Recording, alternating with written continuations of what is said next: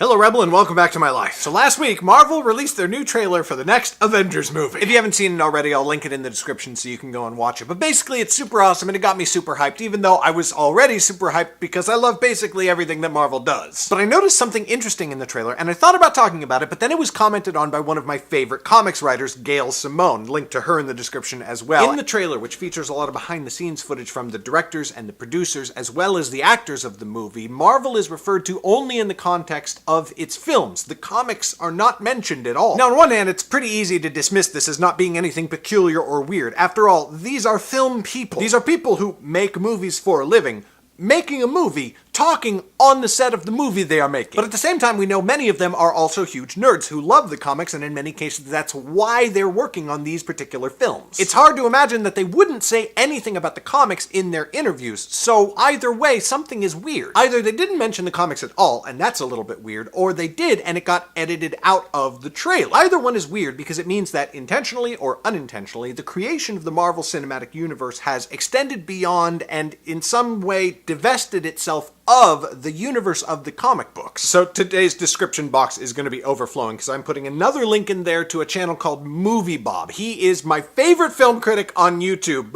Favorite film critic, period. Even his complimentary videos are like slam poetry on steroids. Go check him out. Movie Bob recently made a video talking about how Marvel has been doing all kinds of crazy out-of-the-box things with the comics, trying new storylines and including a lot more diversity, which, as you can imagine, I'm a big fan of. The comics have to some degree become a bit of a testing ground for the movies. Now, while I really didn't have that as a crystal clear idea in my head, I saw some inkling of it way back in the day when there was a Black Nick Fury in the Marvel Ultimates universe, and then Samuel L. Jackson became Nick Fury in the movies. This whole testing ground idea makes a whole lot of sense because, let's face it, even the best-selling comic book in history probably didn't make as much money as the least successful Marvel film in the last 10 years. And as a result, the worlds of the comics and the movies have wildly differentiated themselves as the comics try way more out there experimental storylines to revise and refine them in preparation for the big screen. I mean, you know, if you read the comics and watch the movies, the current Marvel Comics universe looks nothing like the cinematic universe at all. Steve Rogers is not Captain America, there's at least 2 Spider-Mans and like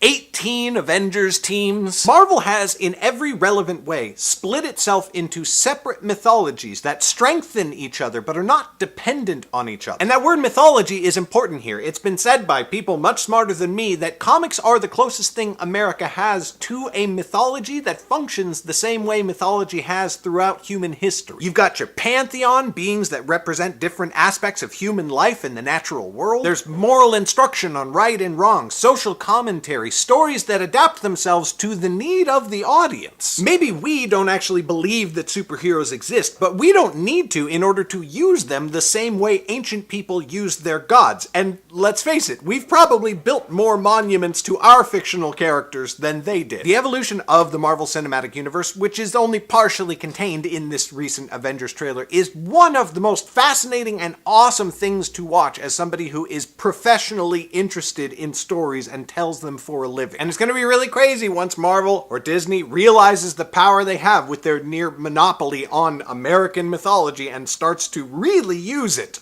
Hopefully for the benefit of us all. And that's all I got for you today, Rebel. While you're here checking another video from the channel, YouTube seems to think you'd like that one up there, or check out my Patreon and see my secret weekend videos. Thank you so much for watching, and I will catch you on Friday. Bye!